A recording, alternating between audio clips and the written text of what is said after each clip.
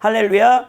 오늘 말씀 우리 사도행전 27장 27절에서부터 44절 말씀, 하나님을 기쁘시게 하는 믿음과 신앙이라는 제목으로 여러분과 함께 은혜를 나눠보자 원합니다. 이제 유라굴로 강풍으로 인한 혼란 및 하나님의 약속에 근거한 바울 사도의 위로와 격려에 대하여 기록하고 있는 27장 9절에서부터 26절에 이어서 오늘 본문 말씀은 바울의 탁월한 활약으로 말미암아 배 안의 모든 사람이 극적으로 구원받게 된 사실을 누가가 기록하고 있는 부분입니다. 먼저 풍랑을 만나 표류하던 배는 10나흘째 되는 날 밤이 되었어야 비로소 멜라데라는 섬 부근에 다다르게 되는 것을 볼 수 있습니다. 그런데 배가 육지에 가까운 것을 눈치챈 선원들은요, 비겁하게 자신들만 살고자 하는 욕심으로 배에 싣고 다니던 구명정으로 도망치려고 했습니다. 그러나 그들의 그러한 비겁한 행동은 바울 사도의 간파와 바울 사도의 말에 순종한 백부장 및 로마 군사들의 행동으로 말미암아 저지되고 말았습니다.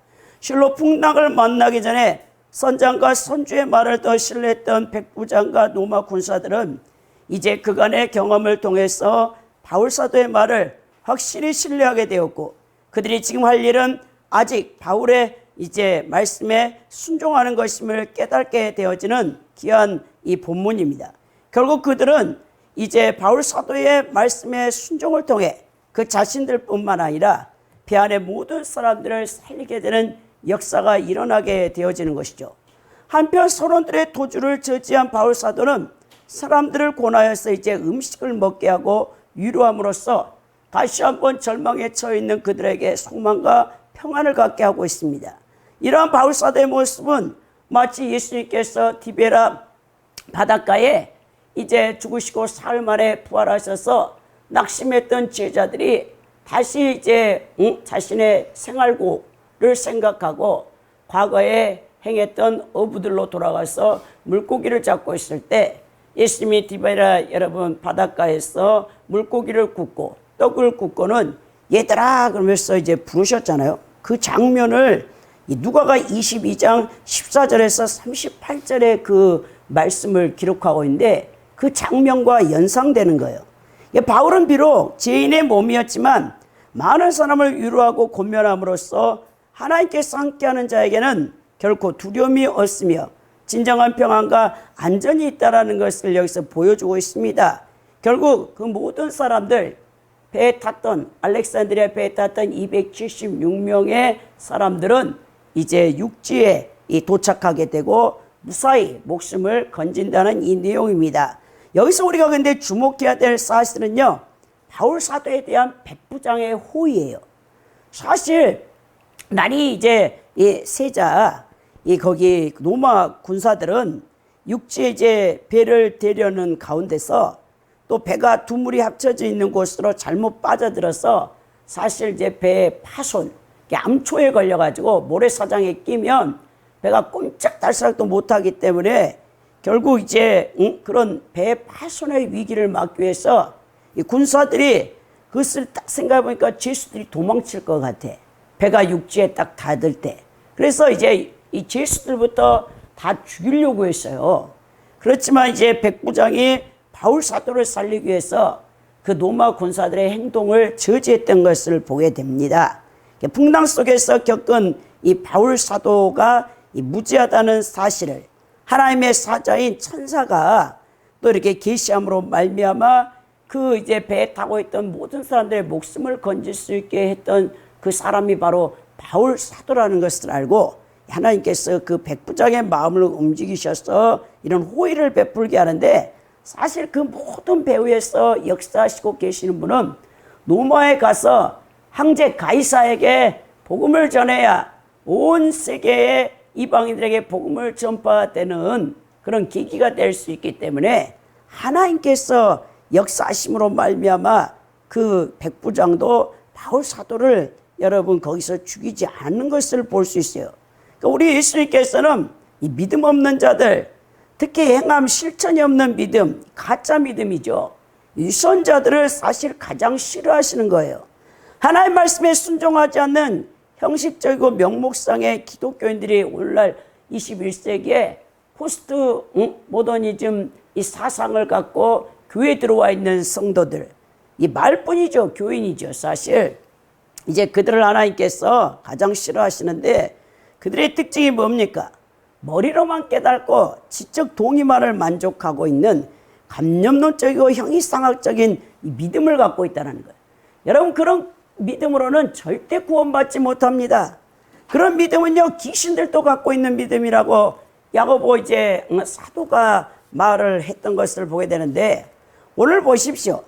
유라굴라 강풍, 엄청난 인간이 살아남을 수 없는 자연재해 가운데, 여러분, 그 위기 속에서도 하나님을 온전히 신뢰하고 충성스럽게 일생을 바쳤던 바울 사도 한 사람 외에는요, 275명, 거기에 이제 타고 있던 누가나 바울 사도의 동역자들이 있었지만 그들은 다 죽을 수밖에 없다는 운명의 그런 불신앙, 믿음이 전혀 없는 이 모습 가운데 있었던 것을 보게 된다는 거예요. 여러분, 굶주림과 죽음의 공포 속에서 열나흘, 그러니까 14일 동안을 망망대해에 그냥 바람에 그냥 밀려가는 거죠. 여러분, 그레데 샘에서 여러분 800km가 떨어진 망망대해를 그냥 바람에 그냥 휩쓸려 가는데 누가 거기서 여러분 살 수 있겠다고 생각했습니까? 근데 하나님만을 의지하고 있는 바울 사도 외에는 그 275명이 한 사람도 이 바다의 풍랑에서 살아남지 못할 것이라는 절망 가운데서, 그것도 심한 배멀미로 완전히 초죽음이 되어졌어요. 그런 가운데서도 여러분, 바울 사도를 통해서 여러분, 충성스러운 한 사람의 하나님께 지속적으로 끊임없이 충성스러운 헌신된 바울 사도만이 참된 믿음을 가지고 죽음에 처한 그 공동체를 살려내는 모습을 우리가 오늘 눈여겨 살펴볼 필요가 있다는 거예요. 한 사람의 하나님에 대한 절대적인 신뢰와 믿음과 헌신이 결국 공동체 전체를 살려내는 보배롭고 아름다운 신앙의 모습을 우리가 본받아야 된다는 것입니다. 오늘 말씀을 통해 세 가지로 여러분들과 생각해 보고자 원하는데요. 첫째는 이기심으로 공동체를 깨뜨리는 이 믿음 없는 이 불신앙을 가진 자들이 교회 안에 있다는 거예요. 27절에서부터 32절의 그 말씀을 살펴볼 것이고요. 두 번째는 하나님께 헌신되어 공동체를 살리고 변화시키는 믿음 있는 성도에 대해서 33절에서부터 37절 말씀을 살펴보고, 세 번째는 환경을 초탈하여 주의 일에 충성하는 보배로운 성도의 신앙 형태를 40절에서부터 44절 말씀을 통해 여러분들과 함께 나누고자 원합니다. 오늘 이 말씀을 통해서 여러분들은 어떤 믿음과 신앙을 소유하고 있는지 자신들의 신앙을 점검하는 시간이 되기를 원합니다. 먼저 첫째로 이기심으로 공동체를 깨뜨리는 불신앙의 성도들의 모습을 함께 살펴보는데요. 27절에서부터 31절 말씀입니다. 먼저 27절에 보면 열나흘째 되는 날 밤에 우리가 아드리아 바다에서 이리저리 쫓겨가다가 자정쯤 되어 사공들이 어느 육지에 가까워지는 줄 짐작하고라고 말씀이 되어 있어요. 여러분, 본절에서부터 44절까지는 바울이 하나님의 약속에 근거하여 광풍을 만난 무리들을 위로하며 그들이 무사할 것을 이미 21절에서부터 26절에 예언했죠. 왜냐? 기도 가운데 천사가 나타나서 하나님의 메신저가 그걸 가르쳐 줬잖아요. 바울아, 놀라지 말고 두려워하지 말라. 너와 함께한 이 무리들이 다 생명을 건진받게 될 것이라라고 하나님의 메신저인 천사가 이미 바울 사도에게 가르쳐 줬기 때문에 배는 비록 난파되었으나 이제 바울의 활약으로 인해서 배 타고 있는 모든 사람들이 무사하게 한 섬을 만나 상륙할 것이라는 것을 바울 사도가 이미 그 배에 탄 사람들에게 다 알려주었습니다.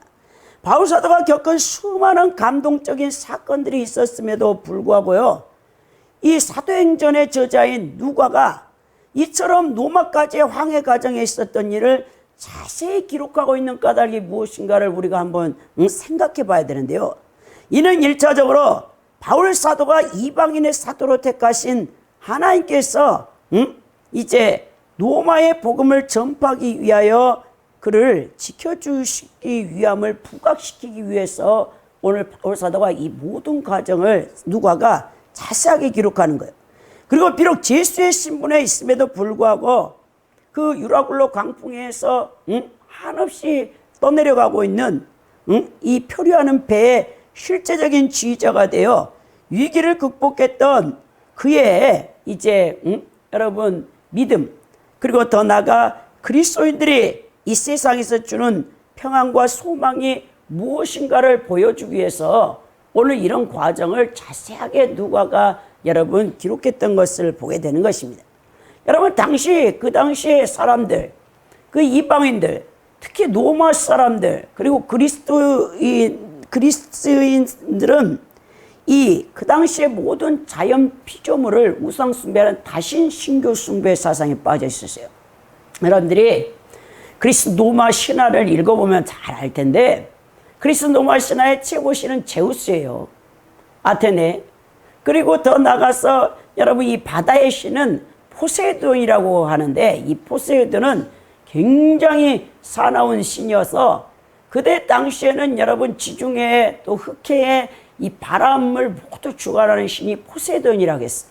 이 포세이돈이 로마의 신화에 바다를 다스리는 신인데, 이 그리스 로마 신화에 보면 범죄한 사람을 벌주는 대상으로 많이 기록이 되어 있어요. 당시 이러한 사상은 호모라는 사람의 일리아드 오디세이에서도 나와 있는데요. 신을 적대한 사람들이 그에 대한 벌로 배가 파산하여 바다에 빠져 죽는 것을 이렇게 미화시키고 있다는 거예요. 따라서 이러한 사상을 가진 사람들에게 있어서 미결시의 신분으로 로마로 이송되어 가던 바울이 바다의 풍랑 가운데 무사했다라는 것은, 그리고 배에 탄 모든 사람을 살렸다라는 것은 그가 무지하다는 사실을 보여주고 있다는 것입니다. 한편 바울과 함께 이 배에 동승했던 누가가 바다에서 겪은 일들을 사실적으로 기록할 뿐만 아니라 날짜까지도 정확하게 기록하고 있습니다. 여기서 미양을 떠난 지 10나흘째 되어졌다라고 하면서 배는 유라굴로 강풍에 밀려서 약 800km까지 막 정신없이 떠내려가는 거예요. 10나흘째 아드리아 바다까지 밀려왔다고 하죠. 아드리아 해는 이탈리아와 그리스 사이에 있으며, 또한 이탈리아와 시실리 남부에서 말타 사이에 있는 바다 이름입니다. 실제적인 바다 이름이에요. 10나흘이나 되는 긴 시간 동안 정신없이 배가 폭풍에 떠밀려 왔을 때 바울 사도에는 한 사람도 자신들이 그 바다의 풍랑에서 살아날 생각을 아예 기대하지 않았어요. 그렇지만 바울 사도는 천사의 계시를 받았고 한 섬에 걸리게 되어 모두 생명을 보존받게 될 것이라는 이 말씀을 미리 알고 있었기 때문에 이제 밤중 되어서 사공들이 가만히 들어보니까 배가 육지에 가까이 온 소리를 알고 있어요. 여러분 한밤중에 칠흑 같은 어둠 속에서 아무것도 보이지 않을 텐데 이 사공들이 배가 육지에 가까워졌다는 것을 어떻게 알겠습니까? 그 뱃사람들, 이 선원들, 사공들은 오랜 이 경험을 통해서 아는 거죠. 아, 파도 소리를 들어보면 그들을 안다라는 거예요. 여러분 그 짐작을 했을 거예요. 들려오는 이 파도가 만을 치는, 큰 절벽에 부딪히는 이 파도 소리를 듣고 육지가 가까이 와 있네, 이런 생각을 했겠죠. 즉 배가 멜리데 섬의 동쪽에서 성 바울만으로 들어갈 경우 쿠라곳이라는 장소를 지나게 되는데, 아마도 이곳을 지날 때 쿠라곳에 부딪히는 거대한 파도 소리를 그들은 원래 바다에서 그냥 여러분 그 경험이 많기 때문에 그 소리로 알았다는 거예요. 그래서 바울의 항해와 난파라는 책을 쓴 스미스라는 이 작가가 저녁에 클라우다를 출발한 이 알렉산드리아 배가 10나흘째 날 한밤중에 말타의 성 바울 입구에 400m 이내에 있었을 것이라는 결론을 내렸다는 것을 보게 됩니다. 그 정도 거리라면 북동풍으로 인해서 거대하게 일어나는 육지 절벽에 부딪히는 파도 소리를 충분히 들을 수 있게 되는 거예요. 우리가 중요하게 여기는 게 뭡니까? 들리는 이 귀가 얼마나 중요하다는 것. 여러분 평상시에 듣는 이 정보가요, 여러분들을 위기상황에 대처할 수 있게 하는 여러분 지혜를 발휘하게 한다는 거예요. 또 영적 지식도 굉장히 중요합니다. 그래서 바울 사도가 로마에서 믿음은 들음에서, 들음은 그리스도의 말씀에서 나온다고 했어요. 여러분들이 말씀을 듣지 않고는 전혀 믿음이 생길 수가 없습니다. 왜? 인간은 오감과 육체적으로 귀에 들리고 눈에 보여지고 손으로 만져보는 이 촉각을 통해 또 입으로 맛보는 미각과 이런 것들만 통해서 인간은 이거를 감지하려고 해요. 근데 우리는 예수 그리스도를 믿는 자는 죄로 말미암아 아담의 원죄로 죽었던 우리의 영이 예수 그리스도를 영접하는 순간 살아난 거예요. 이 영의 기간은 하나님과 교통할 수 있는 기간이죠. 여러분들이 이 하나님의 음성을 일생 동안 한 번도 듣지 못했다라고 하는 분들도 있어요.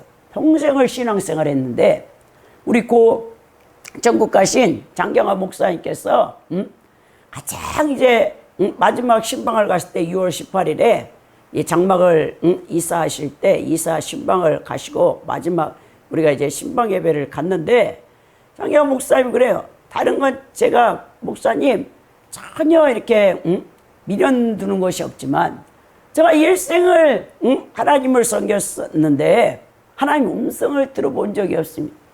그러나 하나님 말씀을 읽을 때 거기서 깨닫는 것은 굉장히 제게 하나님 은사로 주신 것 같은데 하나님이 어떤 사람들은 막 여러분 간증을 들으면 하나님이 뭐 직통 계시를 통해서 음성을 들었다 막 그래 간증을 하잖아요. 그게 부러우셨나 봐.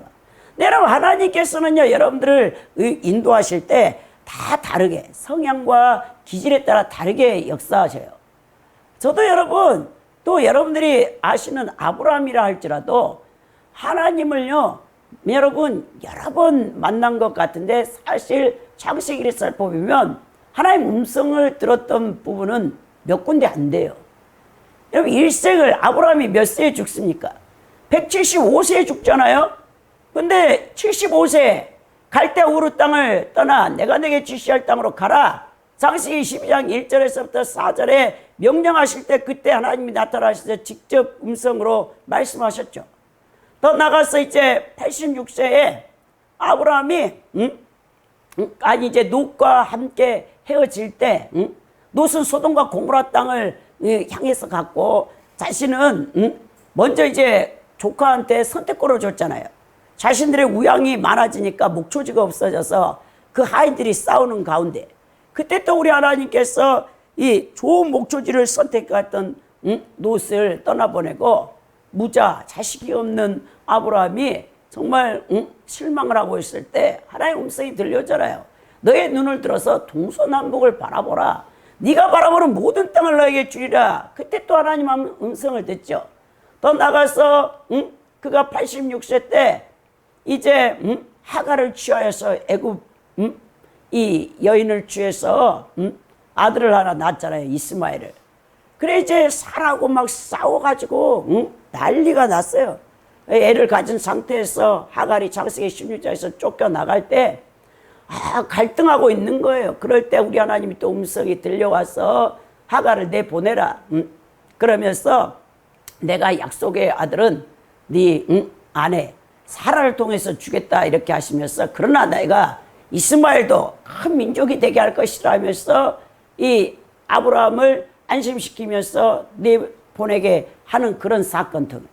더 나가서 창세기 이제 17장에서 너는 내 앞에서 완전하라 이렇게 말씀하시면서 할례를 명하시죠.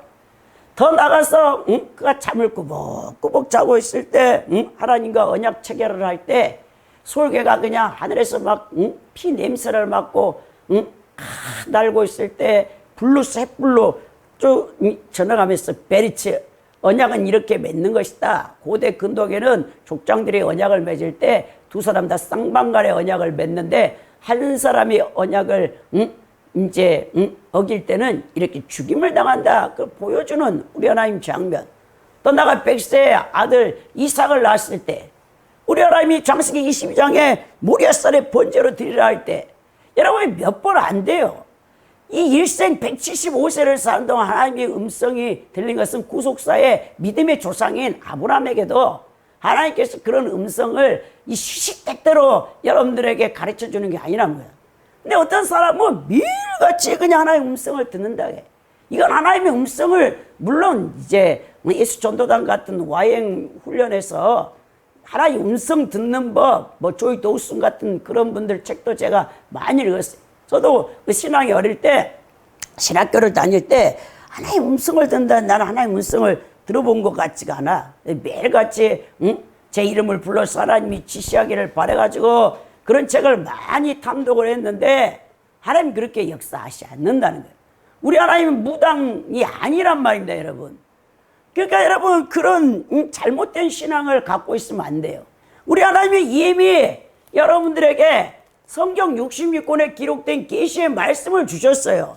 이 말씀을 읽고 묵상하면서 성령이 감동시키는 부분을 순종하면 되는 거예요. 매일같이 하루에 일어나서 하나님 동으로 갈까요? 서로 갈까요? 이상한 여러분 타종교에서 행하는 그리고 잘못된 음성을 듣고 생명을 잃는 이상한 여러분 신앙의 형태를 가져서는 안 된단 말입니다. 오늘 여러분 바울 사도에게도 일생 하나님 앞에 헌신했지만 하나님이 나타나신 것은 직접 계시하신 것은 몇 번 되지 않는다고 봅니다. 여러분도 그래서 올바른 신앙생활을 해야 되는데 오늘 보니까 28절에 물을 재어보니 20길이 되어 조금 가다가 다시 재니 15길이라 라고 말하죠. 이제 서로들이 짐작을 딱 하고 이 정말 육지가 가까워 왔는가 확인해 보기 위해서 배가 위치하고 있는 곳에 수심을 측량해 보는 거예요. 그 당시에는 어떻게 물을 길이를 재냐면 여러분 바다에 납덩어리를 던져서 수심을 재는 것을 보게 되는데 서로들이 바다 아래로 납덩이를 던질 때 이렇게 수심을 쟀습니다. 처음 물을 재어보니 20길이고 조금 가다가 다시 재보니 15길이라 했어요. 여기서 길이라는 것은 헬라어 원어로 오르기아스인데 오르기아스는 뭐냐면 내뻗치다, 어떤 것을 만지거나 잡기 위해 자신을 내뻗다라는 이 오레고에서 이유리한 측정단인데 성인 남자가 양팔을 벌려서 이 중지에서 이 다른 편의 중지까지의 길이를 한 길이라고 하는 한 길. 그래서 대략 이 길은 1.8m로 환산을 합니다.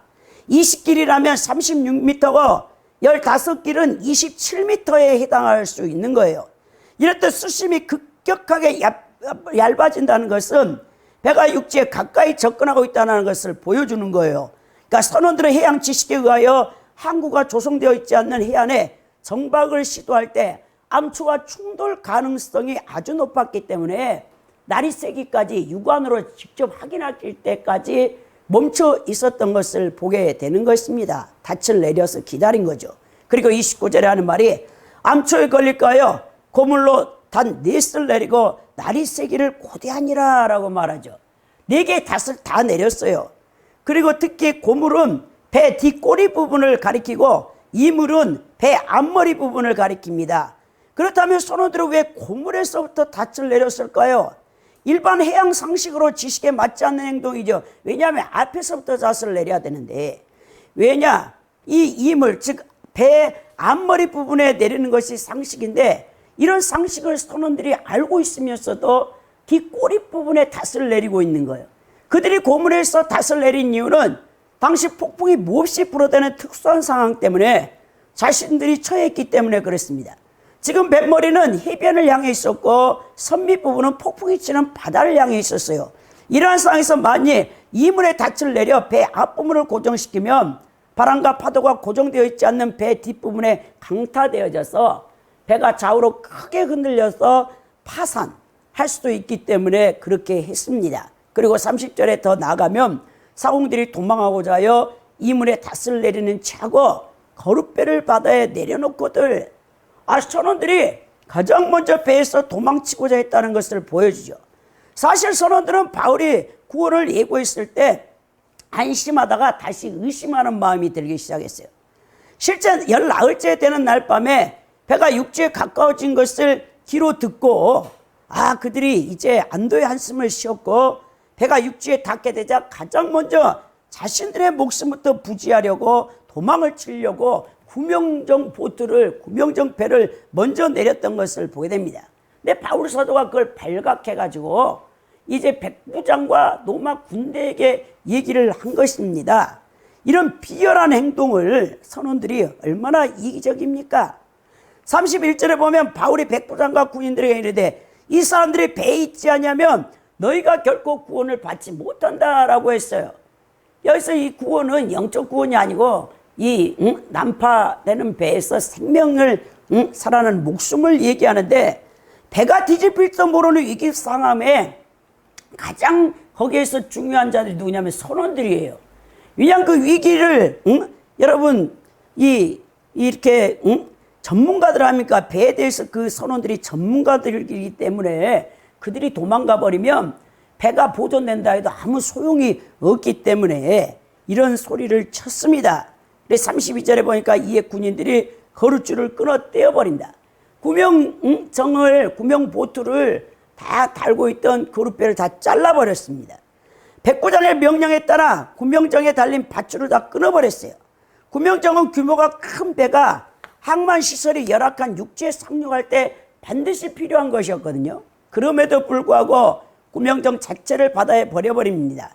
이런 큰 배를 육지에 직접 대지 못하는 한이 있더라도 그만큼 배의 일의 전문가인 선원들을 놓칠 수 없기 때문에 이것을 막아야 했기 때문에 그렇게 군인들이 거룻배에 이제 줄을 다 끊어버리고 이제 여러분 구명정 보트가 다 떠내려가게 만들어버린 거예요.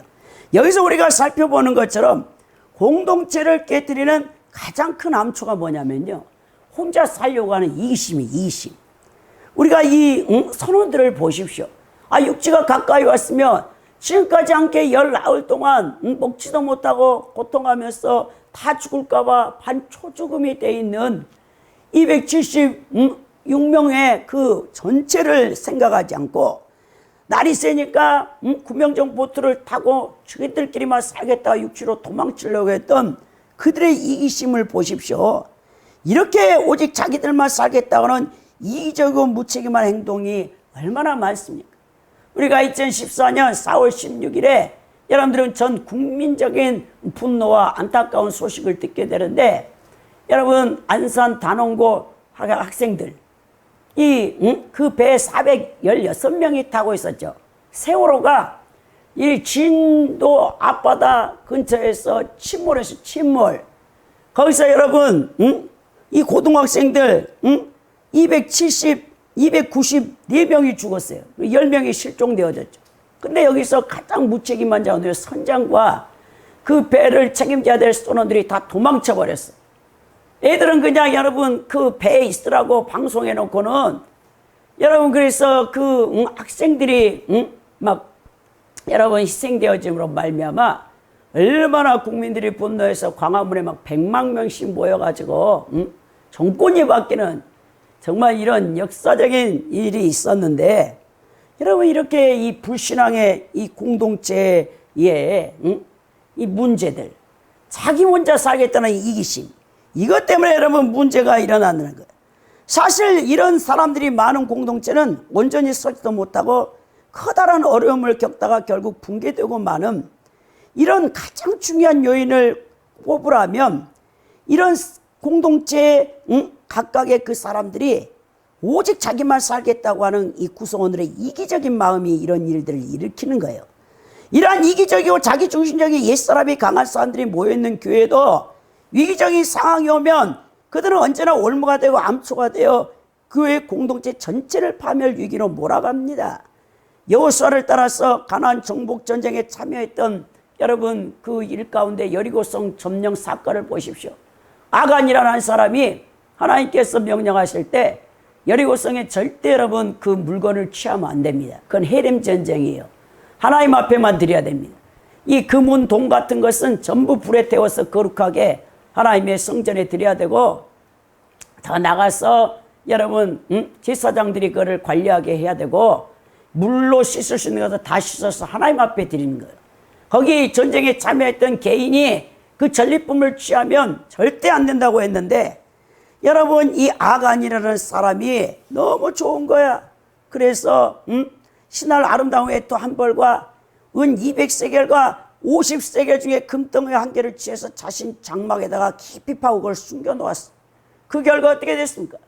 이스라엘 백성 전체가 하나님의 큰 진노를 사게 되었고, 결국 여리고성과는 비교될 수 없는 작은 성인 아이성 점령에서 36명의 이스라엘 군대가 죽이고 대파했던, 완전히 패배한 전쟁이 되어졌다는 거예요.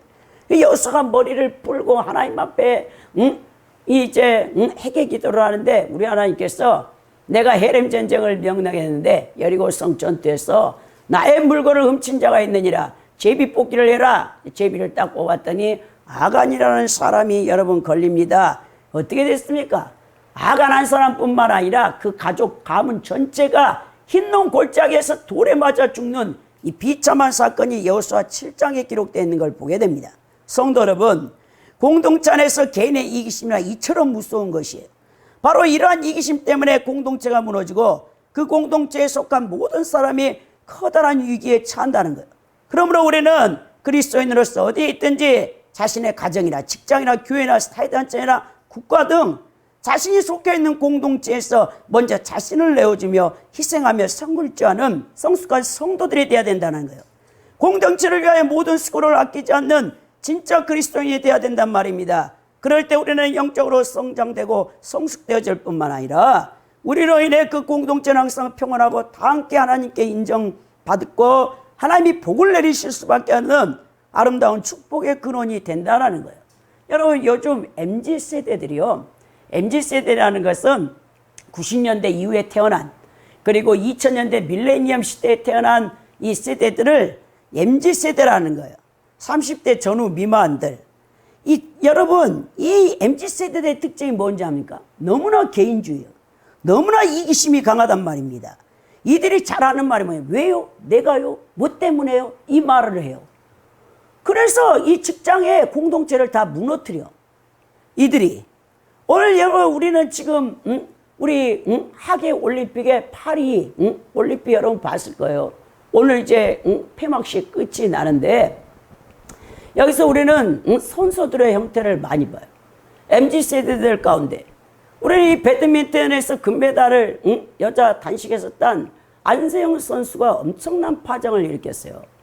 그 메달 따는 순간 온 국민들이 축하하며 기뻐해야 될 시간에 기자 인터뷰를 해가지고 배드민턴 협회가 이런 비리가 있다. 그리고 그런 엄청난 일을 어린 선수가 얘기를 했습니다. 얼마나 개인적이고 이기적입니까? 여러분, 저는 개인적으로 운동선수를 별로 좋아하지 않지만 제가 좋아하는 선수가 있어요. 어젯밤에 여러분들 새벽에 TV 보셨는지 모르지만 온 국민들이 메달을 기대했던 높이뛰기 선수, 저는 우상혁 선수를 제일 좋아합니다. 그 선수는 3년 도쿄올림픽에서 2m 35를 뛰어가지고 그 사이에 메달은 따지 못했지만 어제도 이제 2차 시기까지 2m 27m를 뛰어서 메달은 따지 못했어요. 27위로 이제 결승에서 마감을 했지만 그 선수가 왜 제가 좋아하냐면 인성이 참 뛰어난 선수다. 그 선수는요 항상 웃었지만 어제는 감독님을 보자마자 울었어요. 그 인터뷰하는 것을 제가 탁 리뷰해 보니까 왜 울었냐니까 나보다 정말 수고하시고 고생하신 이 올림픽에 오기까지 이 모든 것들을 수고하고 챙긴 감독님의 그 노고를 생각할 때 내가 메달을 따지 못하기 너무 미안해서 울었다고 합니다. 왜 이 선수가 그 얘기를 하냐면 나는 뛰기만 하면 되지만 높이뛰기의 장대를 넘어서 뛰기만 하지만 그 배후에는 감독님 같은 코치님 같은 분들이 계시기 때문에 나 같은 선수가 여러분 우리나라 육상 트랙 그 종목에서 우리나라는 너무 약해. 동양인들은 키가 단신이고 우상혁 선수가 188cm에 65kg지만 단신이에요. 여러분. 그리고 짝발이에요. 굉장히 신체 조건이 불합리합니다. 그 높이뛰기 선수가 되기까지는. 그러나 그 훈련을 감독님과 코치가 수십 년 동안 자신을 위해서 수고해주고 국가대표가 되어줬고 결승에 진출해 본 적이 없어요. 그 분야에서. 근데 자기가 여기까지 오기까지 그렇게 헌신해 준 분들이 얼마나 감사하냐. 여러분, 배드민턴 선수가요, 안세영 선수만 있는 거예요. 300명이라는 선수가 있는데 그 중에서 국가대표가 되고 여러분 전 세계 이 올림픽 대회에 나가서 금메달을 딴다는 것은 쉬운 일이 아니에요. 물론 선수도 수고했겠지만 그 배후에서 정말 협력하고 고생한 같은 동료 배우들을 생각했어요. 그 동료 여러분 이 함께 했던 자신이 거기 있기까지 그것도 국가대표도 되지 못하고 그 올림픽에 오지도 못하는 그런 여러분 동료 선수들을 생각해서도 함부로 여러분 선수들이 그런 말을 해서는 안 된다는 겁니다. 여러분 가족들이 그 배후에 있었고 다른 동료도 생각을 해야 되고 그런 훌륭한 선수가 하나 나기까지가 결코 쉬운 건 아니에요. 자기 혼자 잘나서 하는 게 없다라는 겁니다. 그만큼 생각이 어리다라는 거죠. 우리도 마찬가지입니다, 여러분. 어떤 사람이 상급을 받거나 또 어떤 사람이 최고의 자리에 오르기까지는 그 배후에서 고생하고 수고하고 노력하는 보이지 않는 사람들의 수고가 있었다는 사실을 잊어서는 안 된다는 것입니다, 여러분. 그래서 진짜 우리가 성숙된 신앙인도 우리가 되어야 되는 겁니다. 두 번째 보면 하나님께 헌신되어 공동체를 살리는 믿음의 성도를 볼 수 있는데요. 33절에서 37절에 보면 날이 새어가매 바울이 여러 사람들에게 음식 먹기를 권하여 이르되 너희가 기다리고 기다리며 먹지 못하고 줄인 지가 오늘까지 열 나흘인지요. 이제 너희들은 육지가 가까이 왔으니까 음식을 먹어라 라고 이제 안도를 하게 만든 다음에 34절에 보면 음식 먹기를 권하니 이것이 너희의 구원을 위하는 것이요 너희 중 머리카락 하나도 잃을 자가 없으리라 했죠. 이 너희가 머리카락 하나도 잃을 자가 없다는 뜻은 어떤 재난 속에서도 하나님께서 당신의 백성을 반드시 지켜주신다는 사상을 표현한 말인데요. 지금 우선 그들이 음식을 먹어야 내일 육신의 생명을 구할 수 있고 또 그들 중 누구도 머리카락 하나도 잃지 않을 것이기 때문에 걱정 말고 이제 권면하여서 그들을 먹게 합니다. 그리고 35절에 보면 떡을 가져다가 모든 사람 앞에서 하나님께 축사하고 떼어 먹기를 시작하니라. 바울 사도가요, 그 이방인들, 거기 배에 여러분 276명 가운데는 이방인들이 다 거의 주류를 이루고 있겠죠. 근데 거기에 헬라인도 있고 로마인도 있고 선원들 가운데도 다 있는데 바울 사도가 하나님 앞에 그 음식을 가지고 축사를 하는 거예요. 모든 사람들 앞에서 자신이 섬기는 하나님 앞에 감사 기도를 드리고 그리고 그 떡을 먹기 시작하며 사람들에게 다 먹으라고 권했을 때 그들이 이제 먹기 시작합니다. 여러분 바울 사도를 보십시오. 자신의 신앙을 부끄러워하지 않습니다. 우리 크리스천들이 자신이 섬기는 하나님을 부끄러워해서는 안 된다는 거예요. 예수님께서 사람들 앞에서 예수님을 부인하면 하늘에 계신 하나님과 천사들 앞에서도 반드시 부인케 되리라 했죠. 그리스도인답게 떳떳하게 크리스찬님을 공개하며 그에 맞는 신앙생활을 해야 된다는 거예요. 왜 여러분들이 크리스찬이라는 걸 부끄러워하죠? 직장 동료들과 함께 밥을 먹는데 기도도 하지도 않아. 식사 기도도. 왜? 내가 크리스찬이라면 불합리하니까. 내가 정말 희생해야 될 부분들이 많기 때문에 나를 커밍아웃 하고 싶지 않아. 내가 기독교인이라는 것을. 그러면서 직장에서 엉터리같이 사는 사람들이 너무 많아. 여러분 그런 사람들 하나님이 인정하지 않습니다. 하나님께 헌신한 한 사람이 오늘 보니까 공동체 전체를 변화시키는 걸 보게 된다는 거예요. 바울 사도가 여러분 그 공동체를 변화시켜 버리는 것을 볼 수 있는 것입니다.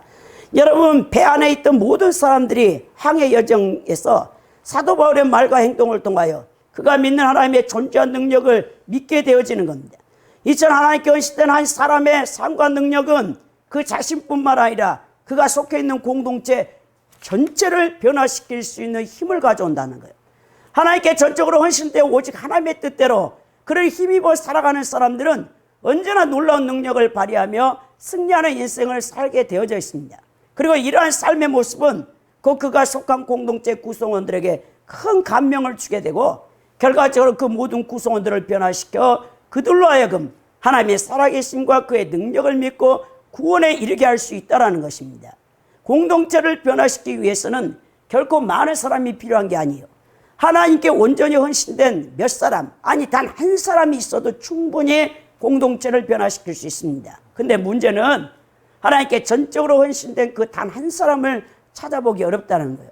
말로는 하나님을 사랑하고 말로는 하나님께 헌신된 사람들은 많지만 진정으로 하나님께 헌신되어 생명을 걸고 하나님 뜻을 이룰 수 있는 사람은 많지 않다는 게 문제가 있다는 거예요. 그래서 오늘날 우리 한국교회가, 한국의 이 사회가 국가가 변하지 못하는 이유가 바로 여기 있기 때문입니다. 이제 우리는 우리 자신이 하나님께 전적으로 헌신된 그런 하나님이 인정하시고 찾는 사람이 되어야 될 것입니다. 그래서 우리를 통해서 우리가 속한 공동체가 변하고 우리가 아는 사람들이 변화되어 가는 모습을 눈으로 직접 볼 수 있는 그런 열매가 맺혀질 수 있기를 원합니다. 바로 그것이 하나님께서 우리 크리스찬들을 이 땅에 보내신 목적입니다. 바로 그 공동체 가운데서 하나님의 살아계심을 나타내라고, 그래서 그 공동체에 속한 사람들을 주님께 인도하라고 우리를 그 공동체에 보냈다는 것이죠. 우리가 하나님께 전적으로 헌신되어 우리가 속한 공동체를 변화시킬 때 우리 인생도 정말 값지고 아름다운 인생이 될 것입니다. 36절에 보면 그들도 다 안심하고 받아 먹었다. 그 열나흘 동안 배멀미와 그 죽을 것 같은 공포 속에서 물 한 모금 못 마시고 죽어가던 그들이 바울 사도가 이제 하나님 앞에 축사 기도를 하고 감사 기도를 하고 떡을 먹어라, 그리고 힘을 얻어라, 내일 아침이면 이제 육지에 도착해서 너희들은 다 살 것이다, 다시 한번 위로와 권면하니까 그들도 그 마음이 담대해지고 유쾌해져서 음식을 막 먹게 되는 거예요. 31절에 보면 배에 있는 우리의 수는 전부 276명이라고 바울 사도가 이제서 그 배에 탄 사람의 숫자를 여기서 정확하게 언급하고 있는데요. 왜 여기에 언급했을까? 여기서 보면 이 사람이라는 것이 원래 헬라어 원어에는 안드로포스가 아니에요. 안드로포스는 그냥 사람이라는 뜻인데 여기서는 푸시케를 썼어요. 푸시케는 뭐냐? 영혼, 생명이란 뜻입니다. 이러한 단어를 의도적으로 적었어요. 헬라어 원어에 보면, 이 사도행전에 보면 이게 이유는 270명 한 사람 한 사람의 생명과 그 영혼의 소중함을 나타내기 위해서 여러분 이렇게 푸시케라는 이 헬라어 원어를 썼다는 거예요. 여러분 아십니까? 1년에 전 세계에서 죽어가는 숫자가 몇 명인지 압니까? 여러분, 이 9,500만 명, 거의 1억 명이 매년에 죽어요. 매년. 여러분, 똑딱똑딱 할 때, 이 초마다, 몇 초마다 세 사람이 죽는다고 보면 돼. 1시간 안에 11,000명이 죽어. 여러분. 그렇게 계산하면. 근데 놀라운 것은 이 죽음의 사후세계에, 여러분, 11,000명 가운데 1시간 안에 세 사람 가운데 1초에 세 사람이 죽거든요. 전 세계에서. 그렇다 치면 이 지옥 가는 사람과 천국 가는 사람이 운명이 나눠진다. 브라질 상파울루에서 출발한 그 비행기가 어떤 결함이 있어서 8월 9일에 보니까 61명이 전원 사망. 다 죽었어. 순식간에 61명이 죽었다니까. 61명 가운데 예수 그리스도를 믿고 구원받는 자는 몇 명이었을까요? 그만큼 여러분 우리 주변에도 이런 사고는요 순식간에 나옵니다. 세월호 사건 같이 296명이 죽어 한순간에. 배 침몰, 비행기 막 200명에서 300명 태워갖고 간 비행기가 한 번에 추락하면 300명이 그 순간에 날아가 버려요. 공중으로. 근데 여러분 그 죽는 것이 문제가 아니고 그 이후에 그들이 가야 할 사후세계를 생각할 때, 여러분 이런 걸 생각할 때도 여러분들이 복음을 전하지 않는다는 것은 그 사고에 내 가족이 탈 수 있다는 거 외에는 없습니다. 여러분 그런 걸 생각할 때 우리가 정말 경각심을 가지고 우리 인생을 살아야 되는데, 이렇게 276명의 영혼이 얼마나 귀하다는 것을 보여주기 위해서 푸시케라는 단어를 루가가 고의적으로 여기다 썼다니까요. 배부르게 먹고 밀을 바다에 버려 가볍게 해버렸다. 다 이제 버려버렸어. 육지에 도착하면 거기서 열매를 따먹든지 뭐를 따먹었다 하니까 일단은 배가 파손되지 않기 위해서, 가볍게 하기 위해서 모든 음식을, 곡식을, 왜냐 그것이 지금 알렉산드리아가 애굽에 있는 밀을 노마로 가지고 가는 그 수확물을 실었던 배잖아요. 그걸 싹 바다에 다 던져버리고 일단 비상식량 다 버려버리고 배가 파손되지 않게 하자 해갖고 다 버렸어요. 39절에 보니까 나리샘에 어느 땅인지 알지 못하라 경사지 해안된 항만이 눈에 띄거늘 배를 거기에 들여다 댈 수가 있는가 의노라는 거예요.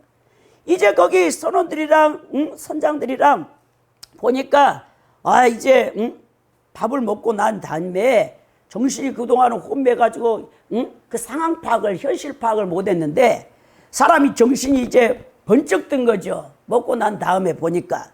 그리고 상황 파악을 하는데 일을 저지르지 않습니다. 가만히 계산해 보는 거예요. 1초라도 항만의 배를 빨리 대고 싶지만 선장과 선원들은 결코 서두르지 않아요. 그렇게도 바라보던 항만을 발견했지만 그들이 냉정하게 판단을 하는 거예요. 그래서 여러분들도 무슨 일을 하든지 간에 감정, 즉흥적인 감정, 사람들의 입김에 칭찬에 도취되어서 현실을 망각해서는 안 된다는 것을 여러분 알아야 되는데요. 여러분 정말 우리 하나님은 전능하신 하나님이에요. 우리는 전능하신 하나님 믿는 크리스찬들이잖아요. 그러나 우리가 믿는 믿음이 맹신이나 신념이 되어서는 안 된다는 거예요. 예를 들어서 병든 사람이 하나님의 신적 치유만을 믿고 의학을 불신하고 의학이나 약을 이용하는 것을 믿음 없는 것처럼 생각해서 터부시해서는 안 된다는 것입니다. 또 어떤 사람은 너무 의학만을 의존해. 하나님 치유 능력을 아예 부인해. 기도조차 안 해. 그런 불신, 의심이 많은 아예 믿음조차 없는 자들이 있어. 근데 우리 신앙은요, 균형이 필요해. 균형. 신앙의 균형이 왜 중요하냐면 여러분 고혈압 같은 당뇨 이런 거 있잖아요. 약을 나이가 들수록 다 약해져요. 여러분 노화 현상이에요. 눈도 약해지고 기도 여러분 약해지고 다 약해집니다. 이도 다 빠지고 뼈들도 다 약해지고 관절도 다 약해지는 거예요. 다 노화 현상으로 오는 건데 이제 관리를 잘해야 돼. 관리 여러분들이. 근데 제가 아시는 사모님이 고혈압이 높아요. 그래 혈압약을 먹으면 되는데 아주 그분에는 하나님이 이렇게 신적 믿음으로 고쳐주기를 바라는 거예요. 이 약을 먹다가 한번 쓰러졌어. 이제 응급실 가가지고 대학병원 가서 나왔어. 그 다음에 꾸준히 약을 먹어야죠. 근데 좀 이제 약을 먹고 120에 80 정상으로 돌아오니까 약을 끊었어. 그래가지고 길을 가다가 쓰러져갖고 아예 이제 뇌졸중이 와가지고 한쪽이 오른쪽이 마비야 마비. 그러니까 이게 걷는데도 겨우 걸어. 이런 어리석은 사람들이 많단 말입니다. 여러분 어떤 사람은 아예 약도 먹지도 않아. 죽어요 여러분. 그냥 죽으면 좋아. 근데 여러분 반신불수가 돼가지고 가족들에게 그렇게 고통을 주면 되겠습니까? 그래서 여러분 이제는 연세 드신 분들은 자녀들에게 그런 고통을 안 주기 위해서 자신 스스로 관리해서 그 병원비가 얼마나 됩니까? 요양병원에 보내도요 자녀들에게요 얼마나 그렇게 피해를 줍니까? 나이 든 부모님들은 자기 이제 몸 관리를 잘해서 자녀들에게 그런 힘든 일들을 치르지 않게끔 해야 된다는 거예요. 여러분 이렇게 우리가 하나님께 기도하고 찾고 두드리는 여러 가지 방법으로 치료받을 수 있어야 되는데 제가 PD 수첩을 하나 봤거든요. 근데 그 PD 수첩에 뭐냐면 천주교에 다녔던 어떤 여자 신도 그 가정 이야기예요. 근데 여러분 신부들도 굉장히 요즘 타락했어요. 뭐 불교 스님들도 그러고 무당들도 마찬가지고 기독교의 목사들도 마찬가지고 아무튼 종교인들 가운데 타락한 사람들이 너무 많아. 근데 이 말씀을 들어보니까 그 PD 수첩에 들어보니까 그 여자 신도가 굉장히 능력 있는 사람이야. 우리나라의 네노라는 제약회사에서 아주 능력이 있어가지고 뉴욕에 부지사장으로 파견을 가가지고 계약을 연봉을 4, 5천을 받고 가게 됐어. 남편 이 신도가 자기보다 훨씬 뛰어난 아내를 그냥 집에 이렇게 놔두고 국내에서만 근무하게 하는 건 너무 미안한 것 같아서 지사에 갈 수 있도록 부사장으로 갈 수 있게끔 다 허락을 해준 거예요. 근데 가자마자 아내가 연락을 안 해와. 그 천주교 신도가, 신자가. 그러더니 점점 이메일도 안 하고 연락이 끊어졌어. 12년이 됐거든요, 간지. 근데 갑자기 올 6월 20 며칠 날인가 죽었어. 죽었다라고 연락이 왔어요. 그 아내가. 12년 동안 한 번도 가족들하고 만나본 적이 없어.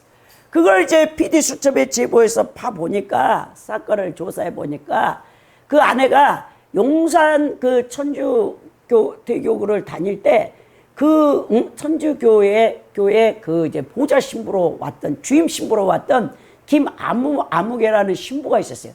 이 사람은 굉장히 성경 공부를 잘 가르치고 그 사람이 거기에 이제 부임해 와서 그 용산 교구, 천주교구가 굉장히 여러분 부흥이 됐어요. 근데 여러분 그 어느 종교라 말씀을 탁월하게 가르치고 그러면 굉장히 신도들이 그 천주교도 그런가 봐. 다른 데로 발령 나갈 때 그 신부를 또 따라가고 몇 가정이 막 가서 추종하는 그런 경우가 있었나. 근데 이 신부가 뭐가 문제냐면 천주교는요 고해성사를 하거든요. 근데 각 가정에 가서 고해성사를 받아. 그래가지고 그 신도들의 아킬레스건을 다 쥐고 있는 거야. 그래가지고 가스라이팅을 시켜. 지배한단 말이야. 정신적으로 지배해가지고 이 사람이 이 신부가 이 여자 제약회사 부사장으로 간 뉴욕에 간 이 여자 신도 가정도 굉장히 그 신부를 따른 거예요. 그래가지고 가족들하고 관계를 끊게 하고 가자마자 7개월 만에 이 천주교 신자가 난소 암에 이제 발병이 난 겁니다. 뉴욕에 가서. 그래가지고 이제 미국의 의학대학병원에 가서 수술을 하려니까 못하게 한 거예요. 막은 거예요. 그래가지고 계속 이제 천주님 그리고 더 나아가 성모 마리아님께 기도를 해서 고침받으라 한 거야. 그래가지고 이 여자 신도가 계속 봉헌물로 2억씩을 그 신부 계좌에 보내줘가지고 4, 5천이 여러분 연봉이었으니까. 근데 나중에 죽어서 12년 만에 남편한테 유품이 와갖고 통장을 보니까 딱 1,200만 원 남았대. 그 여자 신자가 계속 돈을 보내줘갖고 시흥에다가 요양병원을 설립했더라고. 그래가지고는 그런 악한 짓을 했던 것을 보게 돼요. 죽어가지고 뉴욕에 있는 천주교 그 공동체 묘지에다가 묻어놨더라고. 마지막 1년 죽기 전에 그 부인이 머리카락 다 빠져가지고 암 걸려가지고 온몸에 혹이 나가지고 영상을 마지막 유언으로 찍어놓은 거 그걸 보내온 거. 여러분들이 그런 상황이었을 때 분노하지 않겠습니까? 이런 사람들이 많다니까요, 여러분. 여러분들이 사람이 정신적으로 약해지면 누군가를 의지하고 싶어 해. 그때 자신에게 잘 대해주면 그 사람에게 정신적, 육체적 지배를 받게 되는 거예요. 이처럼 인성이 결핍되어 윤리성과 도덕성이 없는 사람들이 종교를 빌미로 신도들을 정신적으로, 육체적으로 지배하고 경제적 착취를 하는 자들이 너무 많다는 거예요. 사람을 돈으로 보기 때문에 이런 악한 일을 서슴없이 저지른다는 것입니다. 여러분 이런 사이비 잘못된 교주들에게 속아가지고 여러분 육체의 생명뿐만 아니라 영혼까지도 지옥에 던져지는 그런 신자들이 얼마나 많다는 것을 알고 여러분들이 경계해야 돼요. 이 세 번째는 환경을 초탈하여 주의 일에 충성하는 보배로운 성도가 돼야 되는데 40절에 보면 닻을 끌어 바다에 버리는 동시에 키를 풀어 늦추고 돛을 달고 바람에 맞춰 희야를 향해 들어가다가 근데 모래사장 암초에 걸려버렸어요. 이 배가. 그래갖고 완전히 파산돼 버립니다. 그래서 41절 어떻게 됩니까? 두 물이 합하여 흐르는 곳을 만나 배를 걸매 이 물은 부딪혀 움직일 수 없고 이제 고물은 큰 물결에 끼어가니 아예 배가 이제는 여러분 진흙에 무태 묻혀가지고 파산돼 버렸어요. 그래서 42절에 군인들은 제수가 헤엄쳐 도망할까봐 그들을 죽이는 것이 좋다. 백부장에게 이제 달려가갖고 제수들부터 죽입시다. 안 됩니다. 이제 배 다 파손됐습니다. 그렇게 얘기하니까 백부장이 이 위급한 상황 가운데서도 참 침착하게 뭐라 하면 제수 죽이지 마라. 그렇게 딱 얘기해요. 왜냐하면 당시 로마 규정에서 군인이 자신이 관할하는 제수를 잃을 경우는 제수가 받을 형벌을 그 수호병이 대신 받는 조항이 있었어요. 그러니까 로마 군사들은 이게 통제 불가능한 상황이잖아요. 지금 제수들이 눈뜨고 도망치면 차라리 죽여버리는 게 낫다라고 판단했단 말이에요. 그래서 이제 이 제수들을 다 죽이자고 말할 때 43절에 보면 백부장이 바울을 구원하려 하여 그들의 뜻을 막고 헤엄칠 줄 아는 사람들을 명하여 물에 뛰어내려 먼저 육지에 나가겠다라고 말합니다. 제수들을 죽이자는 군사들의 주장에 백부장이 승인 한마디만 그래 죽여라 하면 다 죽는 거예요. 근데 하나님께서 백부장의 마음을 움직였어요. 제수들 죽이지 말라고 한 것입니다. 그리고 44절에 뭐라고 명하냐? 이제 그 남은 사람들은 널쳐가 포는 배 물건에 의지해 나가게 하니 마침내 사람들이 다 구조됐다라고 말합니다. 이제 수영할 수 있는 사람은 수영해서 가고 수영을 못하는 사람들은 다 파산된 배에 물건들을 타고 육지까지 가라라고 이제 명령해 주는 것입니다. 오늘 여기서 뭐랍니까? 환경이 하나님 뜻을 가로막지 못한다는 것을 보여주는데요. 여러분, 우리는 어떤 환경도 하나님 뜻을 막지 못하는 사실을 알아야 돼요. 환경이 아무리 어렵고 여건이 좋지 못해도 하나님께서 작성하신 뜻은 반드시 이루어집니다. 일평생 복음을 전하면서 모든 환경과 여건을 뛰어넘어 뜻을 이루시는 하나님의 역사를 수없이 체험했던 바울 사도가 빌립보 성도들에게 서신에서 뭐라고 고백하죠? 나는 일체에 자족하는 비결을 배웠다잖아요. 비천에 처할 줄도 알고, 또 나는 부에 처할 줄도 알고, 또 모든 일에 배부를 줄도 알고, 배고픔과 궁핍에도 일체의 비결을 배우노라 하면서 내게 능력 주시라 내가 모든 것을 할 수 있다고 빌립보 4장 11절 13절에 말씀했죠. 즉 자신이 어떤 환경에 놓이든지 하나님께서 능력을 주시기만 하면 그 어떤 하나님의 뜻이라도 능히 이룰 수 있다라고 말씀했는데요.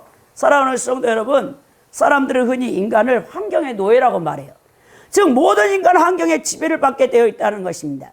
그래 환경이 좋으면 비록 능력이 좀 부족해도 자기가 계획한 대로 모든 일을 이룰 수 있다고 하지만 환경이 나쁘면 아무리 자신이 능력이 있어도 원하는 것을 행할 수 없다고 생각해요. 그러나 우리 믿는 성도들은 환경과 상황을 초월하여 믿음으로 충성스럽게 주의 일을 감당해야 됩니다. 그래야 할 때 우리는 반드시 모든 환경과 여건을 뛰어넘어 하나님께서 그 뜻을 이루어가시는 놀라운 기적을 체험할 수 있게 된다는 것입니다. 우리 하나님은 사람으로 할 수 없을 때 하나님은 모든 것을 할 수 있다고 했습니다. 결론적으로 오늘 극심한 풍랑을 겪으면서도 일개 질수의 신분에 불과했던 바울이 하나님의 능하신 손의 도움을 힘입어서 선장이나 백부장을 비롯한 275명의 생명을 살리는 참된 신학의 모습을 보여주고 있습니다. 하나님을 진실로 경외하는 사람은 칠흑과 같은 암흑의 순간에도 빛과 같은 존재가 되어 사람들을 생명의 길로 인도할 수 있기 때문에 그렇습니다. 사랑하는 성도 여러분, 이기심은 공동체를 깨트립니다. 이런 불신앙의 모습을 여러분들이 갖고 있어서는 안 될 것입니다. 더 나아가 하나님께 헌신되어 공동체를 살리고 변화시킬 수 있는 믿음과 신앙을 갖는 분들이 되기를 바랍니다. 그래야 환경을 초월하여 주의 일에 충성하는 보배롭고 존귀한 자들이 되어져서 이 어두운 세상에 빛이 되어지고 또 거친 세파로 절망하고 낙심하는 사람들에게 생명의 길로 인도할 수 있는 축복의 통로가 되어주시기 바랍니다. 매해년 1억 명이 죽는 가운데, 매 1초에 3명이 죽는 가운데, 1시간에 1만 1천 명이 죽는 가운데 천국과 지옥의 사후세계가 갈라지는데, 이런 사실을 우리가 명심하시고 때를 얻든 못 얻든 복음을 전파해서 생명을 살릴 수 있는, 무엇보다도 우리 먼저 가족들부터 예수 그리스도의 복음을 증거해서 그들을 다 주께로 인도할 수 있는 우리 성도들이 되어져서 올 한 해는 모든 가족권이 이루어져서 교회도 큰 붕이 있기를 예수 그리스도의 이름으로 축원드립니다.